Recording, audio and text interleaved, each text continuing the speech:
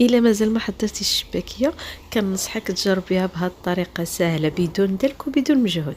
انايا في الخلاط درت نص كاس نتاع الزبده اللي كتولي بحال هكا نوازيت، ودرت نص كاس نتاع الزيت، نص كاس نتاع الجنجلان مطحون، نص كاس نتاع اللوز اللي مطحون بالقشره ديالو، معلقه كبيره نتاع القرفه، درت النافع، حبه حلاوه، درت معلقه كبيره من كل حاجه. صافي هنايا طحنت الخليط مزيان وصفيته درتو على الفارينه. درت هنايا 500 غرام تاع الفارينه. صافي هنايا فاش خلطت مزيان دابا هذا الخليط خليته بات ليله كامله. في اليوم الثاني زدت ليه معلقه صغيره نتاع خميره الحلوه، مسكه الحره، صفر بيضه، وزدت هنايا زعفران شعره درتو في شويه نتاع ما زهر.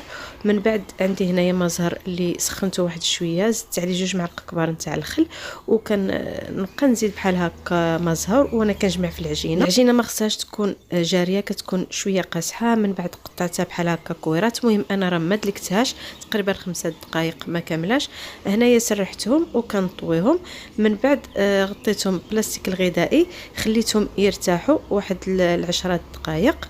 من بعد كنرجع كنسرح العجينه، كنقسمها على 2 بحال هكا.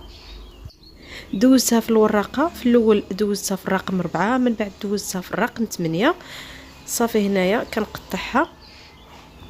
المهم انا راني درتها رقيقه بزاف.